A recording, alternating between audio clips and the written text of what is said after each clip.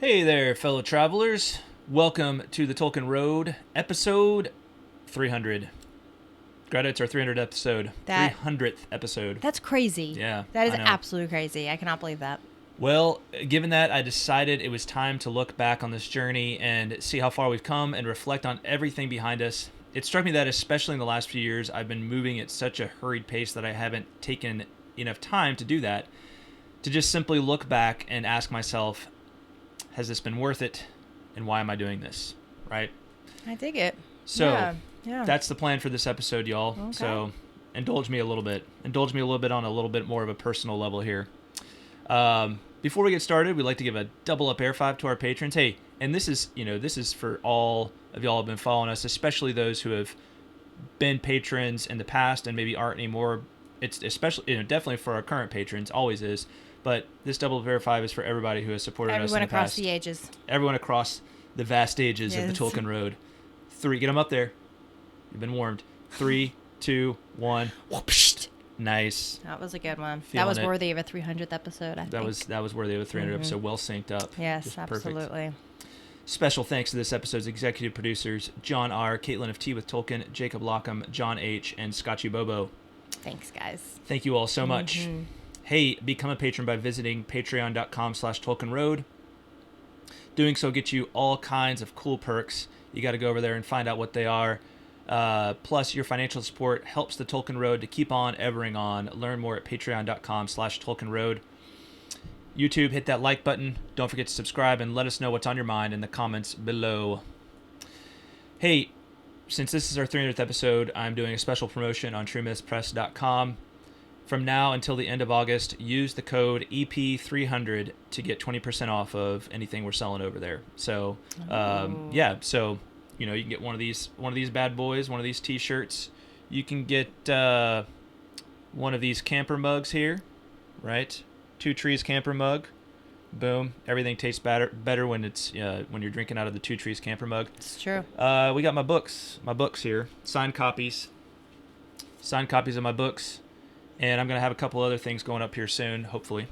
So anyway, now until the end of August, EP300, that's your code to get 20% off of whatever I'm selling over there at truemythspress.com. And hey, you get an even better discount if you're a patron. So patrons, check your messages and you'll get the word over there. But just got to use that code that I've given you, and the discount goes up for you guys. So. Good deal. Yes. Yeah, great deal, actually. I think so. Yeah. I think so. Mm-hmm. All right. I just have to start off by saying it's absolutely amazing to think how many of you we've gotten to know over the last 7+ years. 7 years? It's too short a time to live among such excellent and admirable humans. I don't know half of you half as well as I should like, and I like less than half of you half as well as you deserve. This is true. The math works out. It's a compliment. It's a compliment for every last one of you. When I put that first episode out back in early 2015, literally no one had ever heard of us, and now we've gotten to know so many of you. Honestly, that in and of itself makes the journey worth it. Mm-hmm. I was looking over our Fellowship of the Road, which you can see over at tolkienroad.com/fellowship. And this isn't everybody, but this is the people who have contributed from $1 all the way up to some larger value over the years. And, I just look back and I think of folks that, we're still in touch with on a regular basis, folks that we haven't talked to in years, but we're, big on it early on, it's incredible. And I'm almost hesitant to list off too many people because I feel like I'm going to forget people. We've had so many amazing, meaningful conversations. People have been guests on the show. People have had us on their show.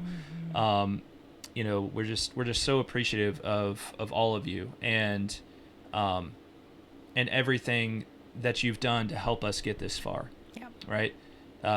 This show is not about us, and it's not about you all, but it's about Tolkien. But it's also about us, all of us two, and you all and Tolkien. Right. Mm-hmm. It's about everything fellowship. It's about that fellowship Yeah. that centers around him, and we're just a small little corner of that bigger world of that fellowship. Mm-hmm. But it's been such a joy. It's been such a joy over time. Yeah. And I just think of Josh Sosa, right, our first super fan, right? I think he may have been the first person to correspond with us. Mary Grace, who it's been a few years since we've heard from Mary Grace, but we know her a little bit off of the show, so I hope she's doing well. Shout out to Mary Grace. I think of Rob Fangman, who I haven't heard from in years, but used to correspond with us a whole lot, and I hope he's out there and doing well. Marilyn, the librarian, who has written guys we're still corresponding with. I think I have like 5 amazing emails from her that I just haven't had even a chance to get to because things have been so busy recently. But Marilyn has been maybe the most incredible correspondent with all the wisdom and everything that she shared. Yep. And she also sent us a Christmas card. Oh, yeah. Which is awesome. Oh, yeah. And sent me a signed copy of one of her books. I mean, yeah, it's just awesome. Yeah. Dr. William Hutton, who we've had the pleasure to actually sit down and have a meal with. Dinner with, yeah. And play some board games with virtually. Yeah. David Bigwood, who has been a Tolkien fan longer than either of us have been alive, and is just a joy always to hear from him. Yeah. Kaitlyn Fascista of Tea with Tolkien. She has been so incredibly supportive of us over the years, and it's been fun to have her on to do interviews. David Bates of Pints with Jack, who is kind of the inkling. Our inkling mirror universe for the C.S. Lewis universe, and just being able to talk with him so often about the overlapping of this inkling's Tolkien Lewis world, right? And again, I'm scared now because I'm like, there's so many people that I haven't listed off. There's so many people I haven't listed off. Yeah. But it would take. It's kind of like what's said at the end of John's gospel, right? It's like if I took the time to name everyone. There wouldn't be like enough pages, enough pages. Like there wouldn't like the podcast would be going on for like a couple of days probably, because there's just been so many great conversations, and we'll come back to that. We'll come back to that towards the end of the episode. If you'll permit me, I want to give you a little bit of a glimpse behind the scenes and kind of share with you a lot more of my heart about where this show came from and why we've stuck with it through 300 episodes. And Greta has not heard any of this yet. I mean, she's heard a lot of this just in various snippets, but not as I've written it down here. Hopefully none of it's too surprising to her. But the thing is, I'm kind of you're welcome to interject whenever you feel like interjecting. So I've got a couple of times built in, but there's other, if you feel like interjecting or just being like, what, that's fine. Okay. So, yeah. Good to know. So this story all goes back to late 2001. I was a senior at the U.S. Naval Academy, and at that point, Tolkien was just the author of The Hobbit. So really, it goes back a little further than that, maybe even a decade before that, when my dad had forced me to read, one summer, had forced me to read The Hobbit when I was in middle school. He actually made me write a book report, right? So I think I was just like, I don't know, I was probably sitting around playing Nintendo all summer, and he's like, go read, pick a book. Here, go read The Hobbit, and then write a book report on it. And I remember I read it, I wrote the book report. I don't remember being particularly captivated. I mean, I liked it, but I don't remember being particularly captivated by The Hobbit. But man, I wish I had that book report. Yeah. I wish I could find that book report now and just go back and read that. Because I think it would have been like to go back and read that now. It's be like, how could I have known that book and that author were my doom, right? that they were my doom. That I was being introduced to this man and his world that were going to play such an important role in my life years later. Well, 2001. I'm a senior at the Naval Academy. There's a lot of buzz about Lord of the Rings because Peter Jackson's Fellowship was just around the corner. I started hearing from fellow midshipmen and others that Lord of the Rings was one of their favorite books, a total classic. I also started hearing about Tolkien's deep Christian faith and inklings of his friendship with C.S. Lewis, whom I already deeply loved and admired. When I went to see Fellowship on its opening weekend in December of 2001, I was captivated. I think I saw it again that weekend. And before The Two Towers was released the next December, I had read the entirety of The Lord of the Rings twice. Greta, do you remember going to see it? Did we go to see it together? I'm trying to remember. Yeah, I feel like we probably did. Yeah. It's not super clear. Yeah. At that point, In we, my we would have been memory. engaged at that point, because it's December of 2001, and we got engaged in December of 2001. yeah, The so we end would of have been November. newly, Yeah. newly engaged. Newly engaged. Newly Yep. engaged. Yeah, Yep. that's right. Yeah. So we probably did. Yeah. You probably dragged me along because I was like, At least one of the times I saw it that Yeah. weekend, you probably went with me. I probably did. Yeah. Yeah. I was trying to think if Garth went with us too, and maybe he had gone with us Oh, maybe too. he did. Yeah, but Maybe he did. That's one of her brothers. Yes. You know what I do remember, if I can interject super quick, it was actually the night before we were going to get married. Yeah. So it would have just been a few months after this, Right. I guess. August of 2002. Yeah.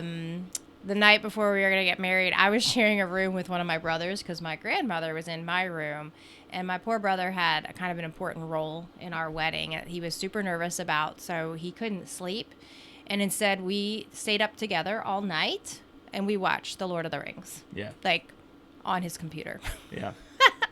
So I remember that watching of The Lord of the Rings, but I know I must have seen it before that, too. So we probably went together. Yeah, there's just something about putting those movies on that you just felt, you're just drawn in, drawn into that world. Yeah.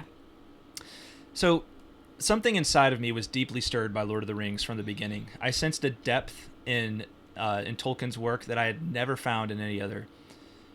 I'd known glimpses of it from other films and books, but never to that degree and fullness. Probably the closest I'd ever come was the writings of C.S. Lewis, actually. So knowing that Tolkien and Lewis, that was an interesting question from the beginning, is how did they influence one another? Yeah. Right? Yeah. But whatever it was I glimpsed, it was like a source of unending wonder and deep, abiding joy. This was a work that was transforming me, and I knew it. What in the world was going on? Of course, I went back and reread The Hobbit as well, but when I attempted the Silmarillion, I, like most of you, failed multiple times. It was baffling. Nothing about Aragorn, Gandalf, hobbits, just a lot of talk about this weird creation story and elves whose names I didn't recognize. And probably couldn't pronounce. And a lot of them I couldn't pronounce. Yeah. And it was told in such an inaccessible way. So from 2003 to 2008, I was deep in my naval career, and we were starting our family, but I'm sure I reread Lord of the Rings at least once during that period. I certainly watched the films a lot. On my last deployment, I watched the entire extended trilogy during a down period. I still remember, I was just like in my little stateroom, my tiny little room, on my laptop, and just 12 hours sat there with probably headphones on, in the dark, and just watching Lord of the Rings. Underwater. Tolkien underwater. On a submarine. Yeah. That's awesome. That was pretty cool. Yeah. So when I got out of the Navy in 2008, I took a corporate job that was good for the lifestyle, but not so good for my soul. It's not that the company was bad, but that something was going on deep inside of me. When I look back on it now, the best way I can describe it is with that vividly apt Tolkienism, the shadow. That was a really scary time. For both of us. It was. Mm-hmm. It might sound weird to many of you, but I'm sure there are others who have been through that. The truth is, I was having a deep existential and spiritual crisis. I would be lying if I didn't admit that suicide crossed my mind a few times. Though I never seriously considered it, I was afraid that was where I was heading. I had 2 dear friends commit suicide in 2004 within months of each other, and that haunted me. It was like it was almost like that was the official break from my youth, right? And it was like, it's like we're not messing around, life isn't messing around on you anymore, right? I hadn't seen it coming in either case. It's one of those things where you look back on your friends and it's just like, how did it happen? And you can see the signs looking back, but if you had known the signs, you would have intervened. You would have said something. You would have done anything to stop it, right? So was it possible that I could be headed for the same thing? Was the shadow of nihilism and meaninglessness and just all of these uncertainties, it was hovering over us all? Was I the next victim of the shadow? And that was what was really like just scaring me and haunting me in that period of time. I've learned that the shadow is a real thing. Our souls were created to feel divine light. When we lose that or perceive that we have lost it, life feels hollow, empty, even terrifying. Only 2 things kept me from giving in to the shadow in that period. First, a deep personal belief that Jesus Christ is the Lord of life and that he loved me. I mean, the rock, right, is one of the things that's thrown around for for Christ, and he truly was my rock in that time, right? The thing that I was grasping onto spiritually. That he loved me and that he had given himself for me and my family. And the other thing was my family. The other thing I was hanging on to was my family. I loved Greta too much to ever think about putting her through that. And when I looked at my beautiful young children, I was buoyed by an overwhelming adoration that kept me from sinking beneath the waves of despair. And I think of the rest of my family as well, and my friends. You think whatever you're going through, you just have to think of the people that love you and that you love, and grasp onto them and say, I need to hang on for them. That's okay. Mm-hmm. That's okay. And don't let yourself get to the point, like grasp onto them. If you got nothing else, you got those people. And if you don't have those people, there's somebody out there who will be that for you. Right? Absolutely. The truth is, though, that when you're in the midst of the shadow, the last thing you want to do is tell the people you love about it, because you don't want to drag them down with you. Mm-hmm. That is the heart. That is the frustrating thing about feeling that shadow over, is you don't want to drag other people down. Though I shared some of it with Greta, I was sensing more and more that there was an answer to my problem. I had grown up on the outskirts of Catholicism, attending an all-boys Catholic high school in a very Catholic part of the country. I started finding consoling and illuminating answers in an exploration of the Catholic faith, and in 2010, I, along with Greta, officially entered the Catholic Church. Here's why this is relevant. I know that Tolkien himself played a significant part in my conversion, and I know that Tolkien played a role in saving my life and giving my life incredible meaning. Of course, Tolkien himself was a devout Catholic, and we've made much on this podcast about how his Catholic faith influenced his Middle-earth writings. Even so much to the fact that we've had some complaints about it. It may have alienated a few folks, but that's not the intention. That's never the intention. Never. It's meant to illuminate, like, that this is where that thing you feel is coming from. Yeah. I was not Catholic when I came to when I met Tolkien, right? In fact, I was very decidedly not Catholic when I met Tolkien. So, you don't have to just reject that outright. But I don't want to digress into all that stuff, because that's in other episodes. But even as a non-Catholic Christian, I sensed a depth in these works that I can only now liken to the Catholic idea of the sacramental. They were holy in some way, more real than our present reality, out of reach, but entirely imminent. They were holy in some way, transcendent may be the right word. All these years later, I'm still trying to figure out how to describe it. And that's kind of what the show is about. It's like, how do I describe what I feel in these works, right? I've needed 300 episodes so far, and I don't really feel like I've done it justice yet. Yes, strands of Catholicism in the DNA of Lord of the Rings were certainly a particular draw for me, something transforming my soul, like the sacraments themselves. While this can, of course, be written off as simply the natural course of literary influence, it was something that happened several years later that confirmed Tolkien's direct personal role in all of this. Between 2010 and 2014, I finally completed the Silmarillion for the first and second times. I also pursued a master's degree in English, completing it in August of 2014. My master's thesis was, of course, on Tolkien. It was on Tolkien's fantastical realism. I've got it sitting over there. I've never actually published it for anybody else to read, unless you're like in the library of Belmont University, I suppose. But one of these days, maybe I'll put it out there. But that summer, I had also written and delivered a different paper on the themes of one of Tolkien's lesser-known Middle-earth stories, Beren and Luthien. Mm-hmm. One Friday morning in early September of 2014, I walked into my corporate job and promptly found out that I was being let go, along with a third of the company, because the company's board had abruptly changed strategies. What a gut punch. I mean, I should note that this was the second company I'd worked for out of the Navy. So this wasn't the first company that hired me, but this was a company that hired me 6 months before, and had basically, like, it was like, oh, this is incredible job, incredible pay, everything. It was just perfect in every single way, and like jump up and like, kind of responsibility within the company. Is just like, this is the next big step. Like big things are coming for me corporate wise. Right. And then you walk into the office and they're like, hey, can you come into my office real quick? Unfortunately, we've got to let you go. Right.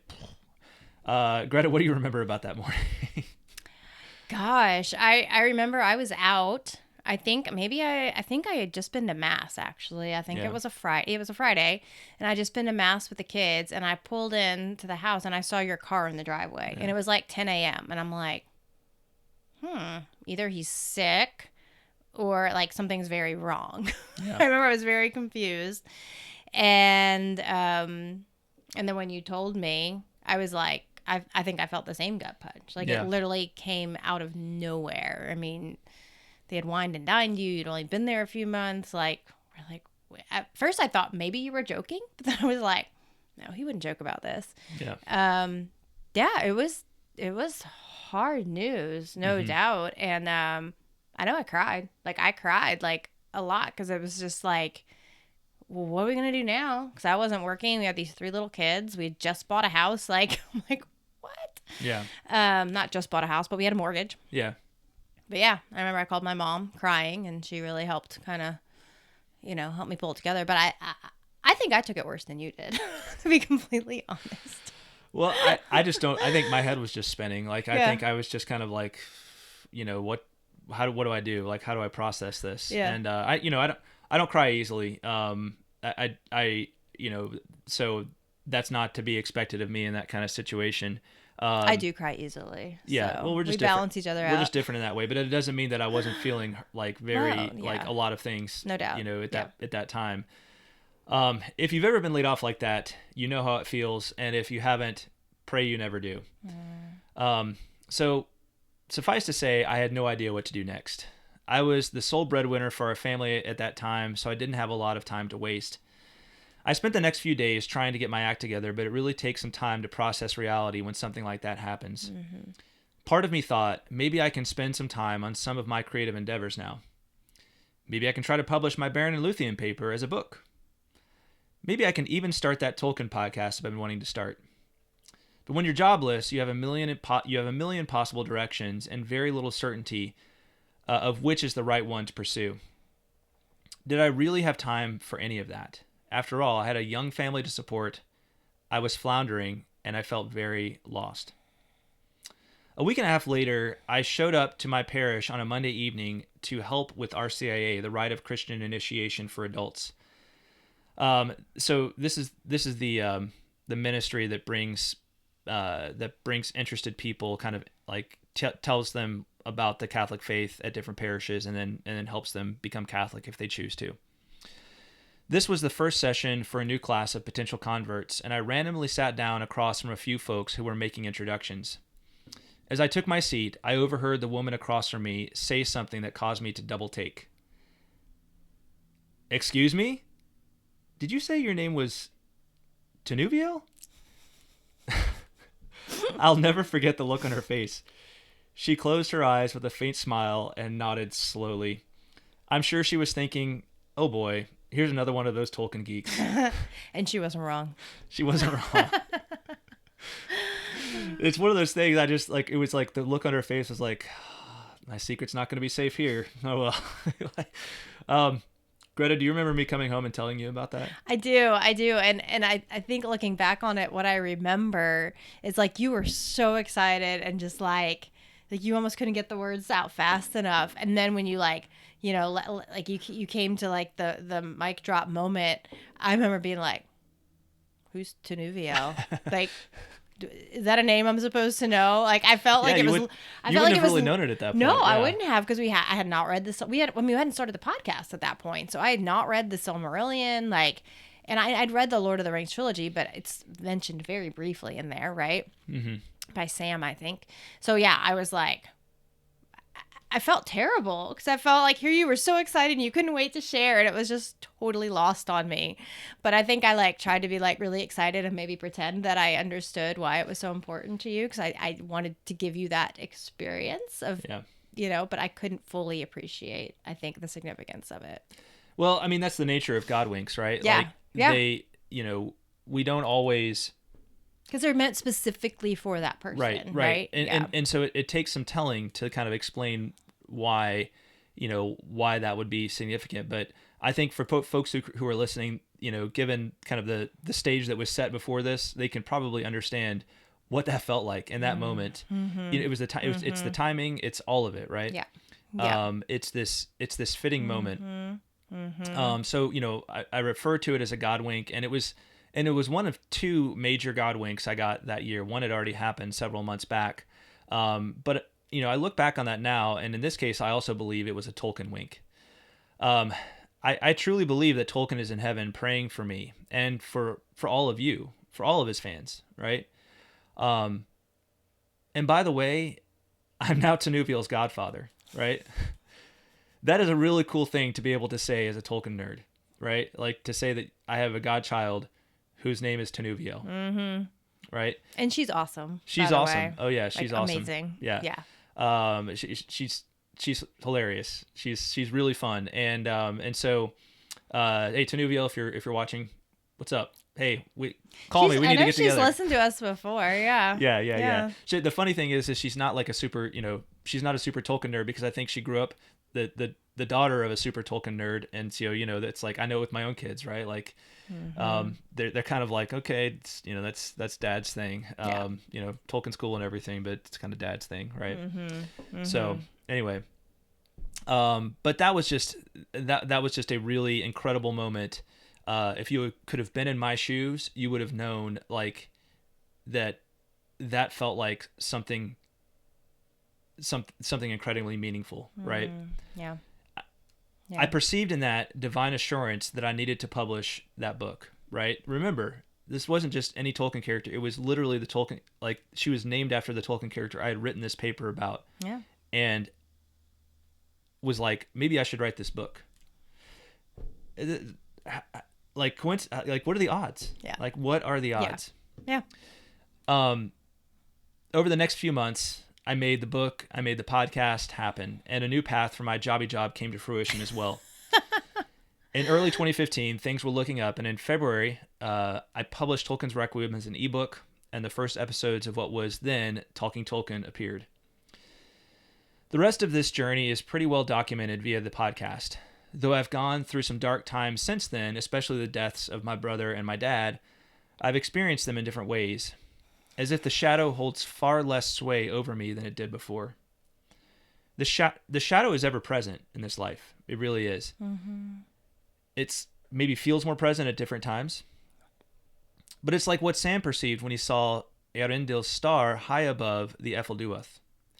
The shadow is only in reality a small and passing thing. There is light and high beauty forever beyond its reach. I think of those words that Tolkien wrote, and I just think of the defiance in them, right? Defying the shadow. Tolkien has given me that power.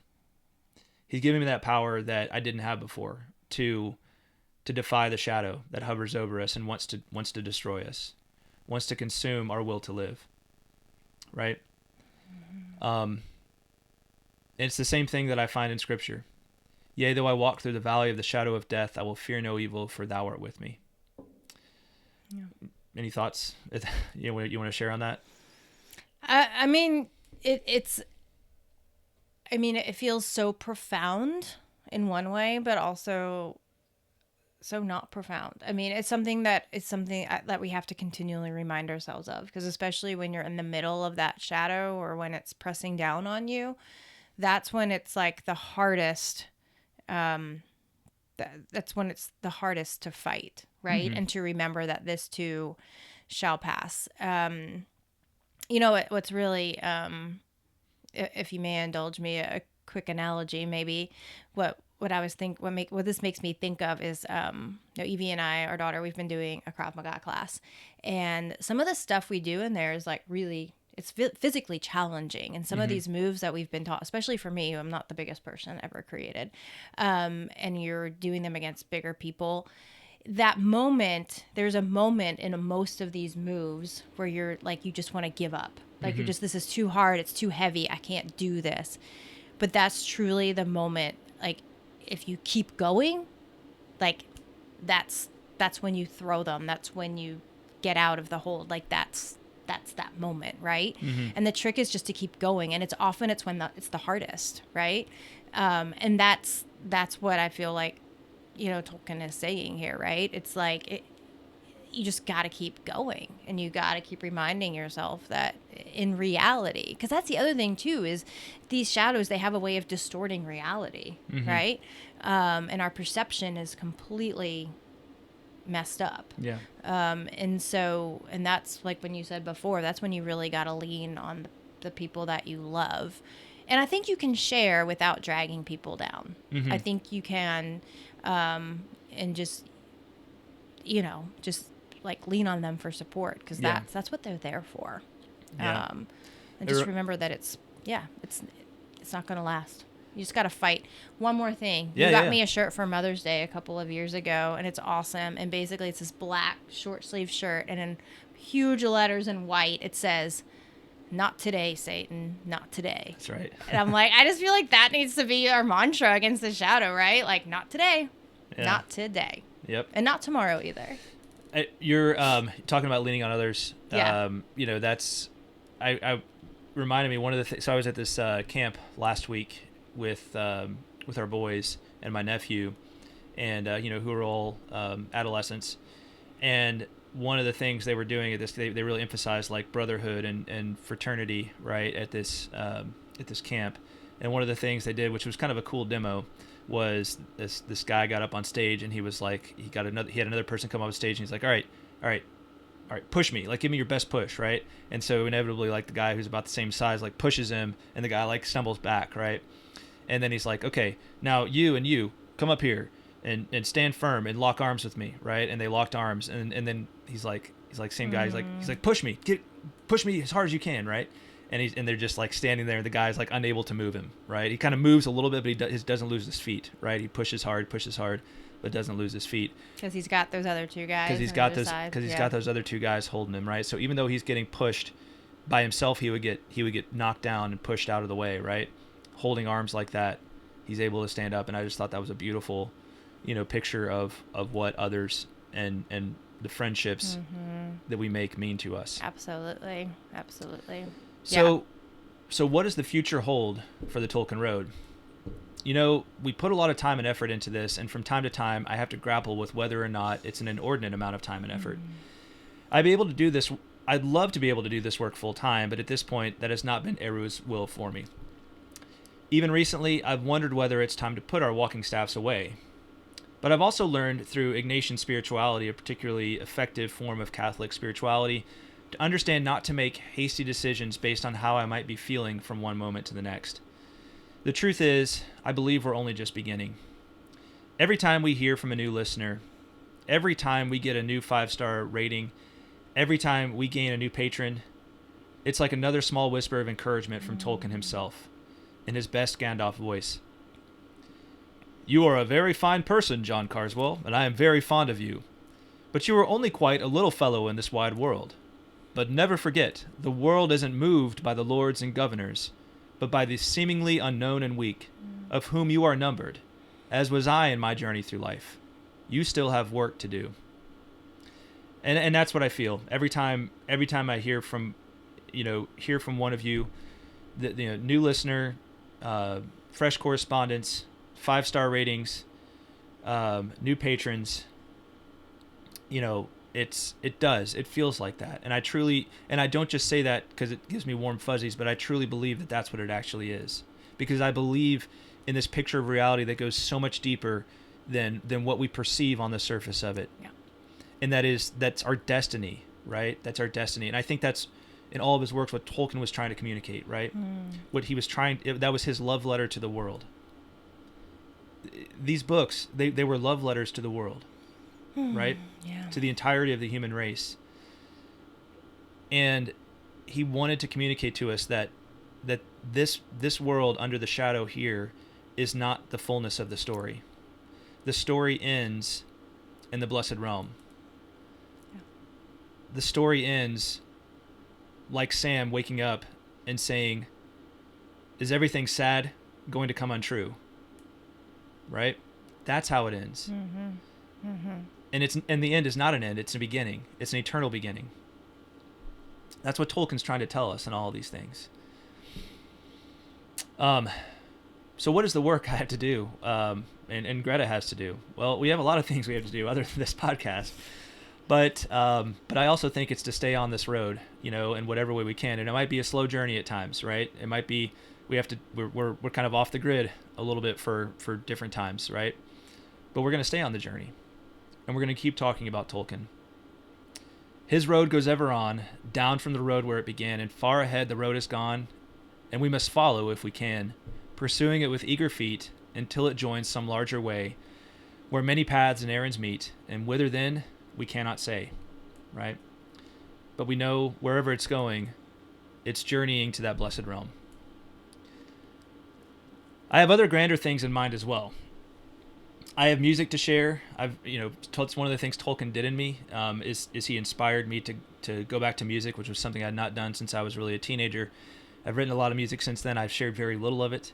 And I think it's time for me to start sharing that, a little more. I tried to share some of it kind of before COVID, and then COVID happened, and it kind of destroyed my plans for a while because live music went away. But I'll be trying to share a lot more of my music. It's very Tolkienian. It's kind of like Tolk folk rock, right? So there you go.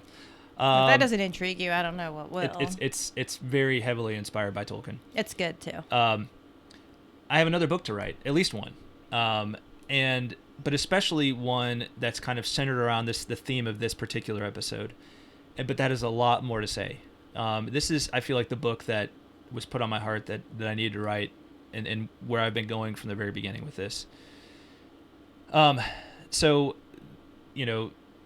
I'm starting work on that, and hopefully, Lord willing, it's going to come together, in due time. As for now, all I can really say is thank you. Thank you for joining us on this incredible journey of 300 episodes. Each of you means so much to us, and one of these days, we're going to have to plan a real get-together. Oh, that would be amazing. And, in person, actually make that happen. We've been talking about it for years. And I truly hope that we can make that happen.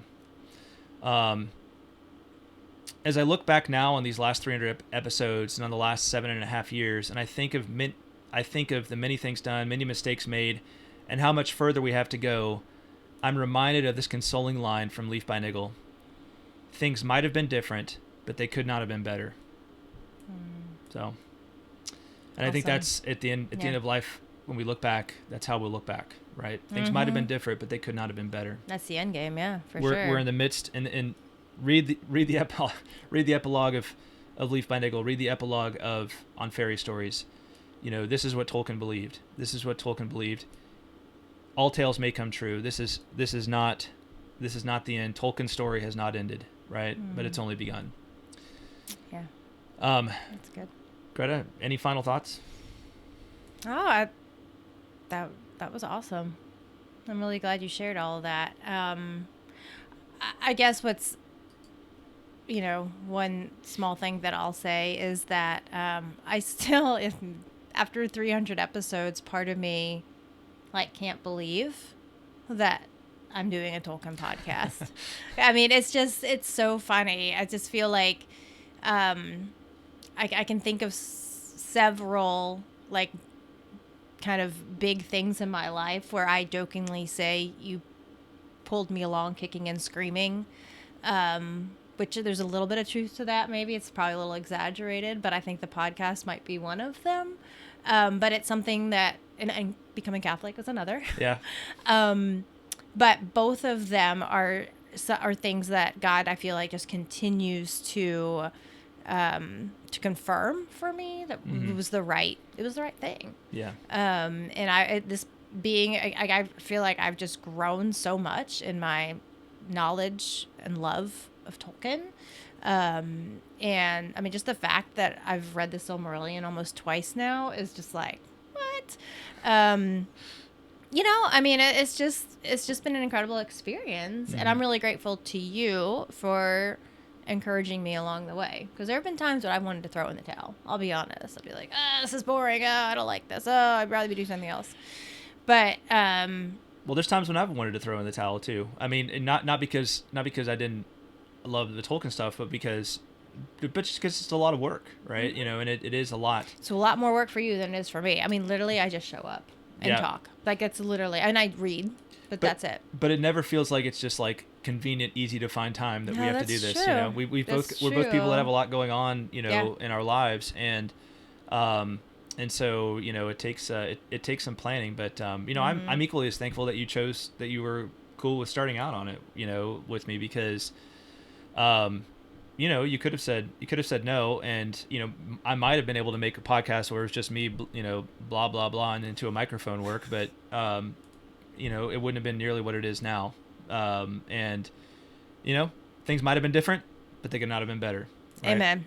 Amen. Perfect summation. Awesome. All right. Yeah. Well, so instead of just, you know, reading off our current patrons and the current ones who have gotten to the top tier, we're going to include those, but we're gonna go through and we're gonna read a longer list, and it's all of our patrons, past and present. Awesome. And you can find this on tolkienroad.com/fellowship. So yeah, Greta, Yeah. you ready to do this? I'm ready. This is going to be awesome. All right. Yeah. Patrons, past and present, we salute you. Thank you so much. Thank you, guys.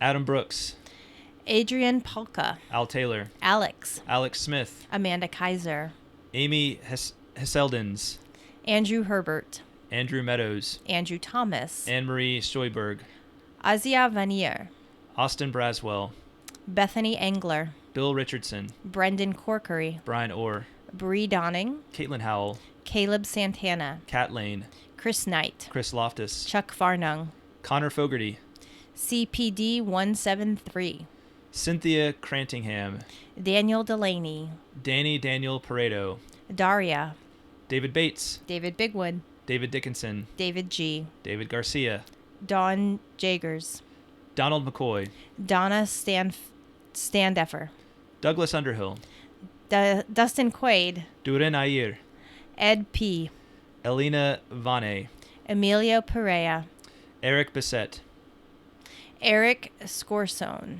Eric Stanbro, Gianni Damia, Gigi Quillian, Heather Rohirrim. Heathen Rohirrim, Oh, dang it! Henry Betancourt, Hunter Johns, Ish of the Hammer, Jacob Lockham, Jacob Stevens, James, James Applegate, James Lindberg, James Rodman, Jason Tucker, J.P. Newcomb, Jay Zach, Jennifer, Jennifer S, Joe Bagelman, Joe Towns, Joey S., Johanna Trauernicht, John Howard, John Rickards, John Rice, Jonathan Donaldson, Jonathan Lemsky, Joseph L.